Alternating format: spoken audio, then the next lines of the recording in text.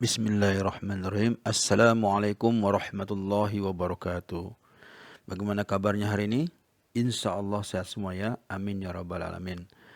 Kita berjumpa lagi dalam pembelajaran IPA semester 2 ini pertemuan kedua. Insya Allah kita semua bisa mengikuti dengan baik. Mari kita buka bersama-sama membaca Bismillahirrahmanirrahim.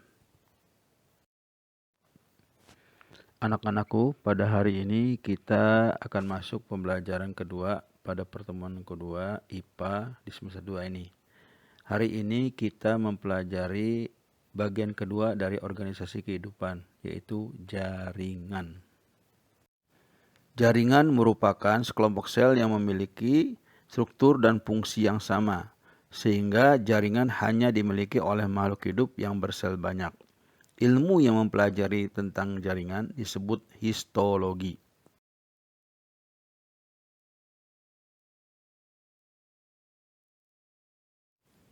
Pada kesempatan ini kita akan pelajari jaringan pada tumbuhan dan pada hewan. Kita mulai jaringan pada tumbuhan. Yang pertama, jaringan meristem adalah jaringan pada tumbuhan yang aktif membelah.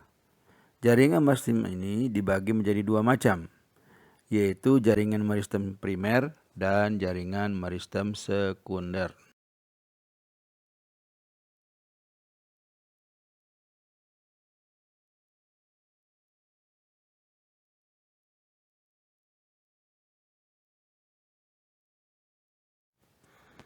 Jaringan kedua pada tumbuhan adalah jaringan pelindung atau jaringan penutup yang terdiri dari A. Jaringan epidermis merupakan jaringan yang menutupi permukaan tumbuhan.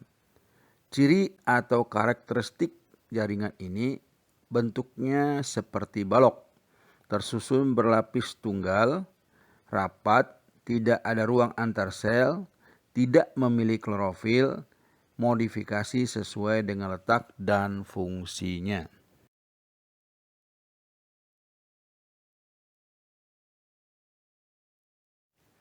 B. Jaringan gabus. Fungsinya sebagai pelindung menggantikan epidermis yang rusak dibentuk oleh kambium, gabus atau velogen. Velogen akan membentuk film keluar dan velodem ke dalam. B. Jaringan gabus. Fungsinya sebagai pelindung menggantikan epidermis yang rusak dibentuk oleh kambium, gabus atau velogen. Velogen akan membentuk film keluar dan velodem ke dalam.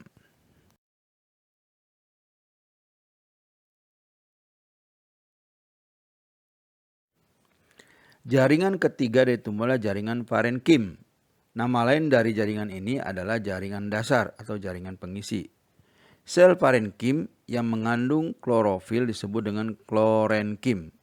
Fungsi dari jaringan ini adalah untuk menyimpan cadangan makanan dan air oleh tubuh tumbuhan.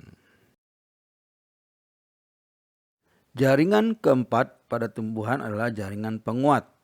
Jaringan penguat nama lainnya adalah streon. Fungsinya untuk menguatkan bagian tubuh tumbuhan yang terdiri dari kolenkim dan sklerenkim. Kolenkim terdapat pada jaringan muda dan sklerenkim terdapat pada jaringan tua.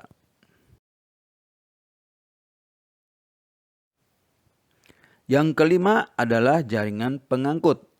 Jaringan pengangkut ini terdiri dari dua, yaitu jaringan xilem dan floem.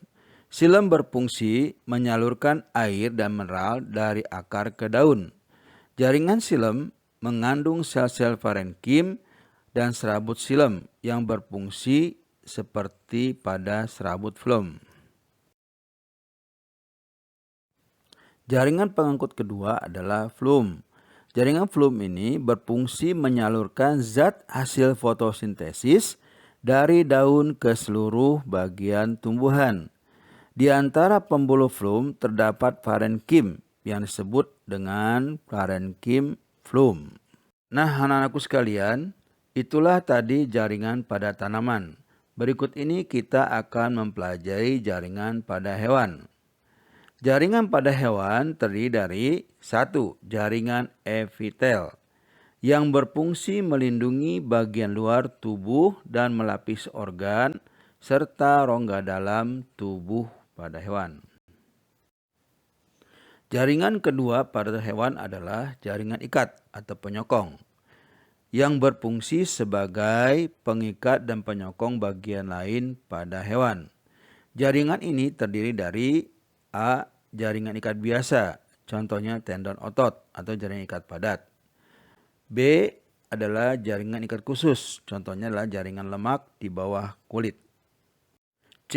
Jaringan ikat penyokong yang ada pada jaringan tulang rawan dan jaringan tulang sejati.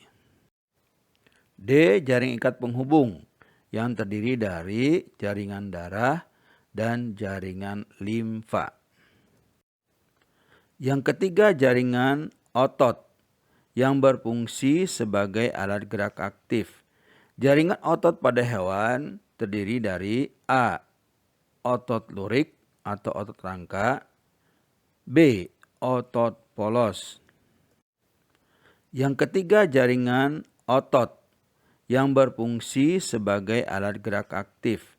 Jaringan otot pada hewan terdiri dari A. Otot lurik atau otot rangka.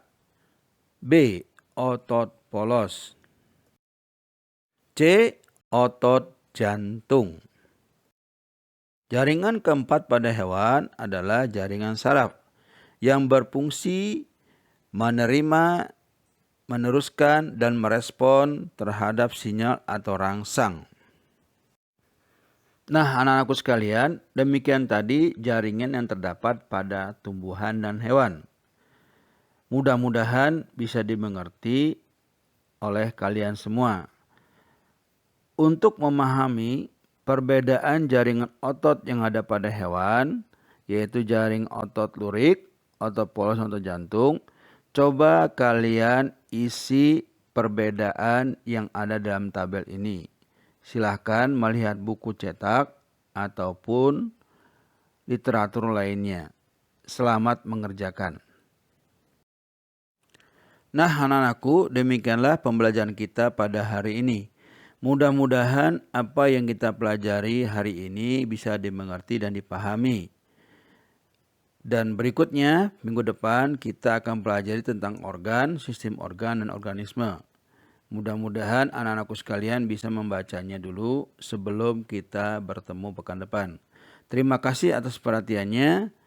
Mudah-mudahan kita semua tetap sehat sehingga bertemu lagi di pekan depan. Billahi taufiq wal hidayah. Wassalamualaikum warahmatullahi wabarakatuh.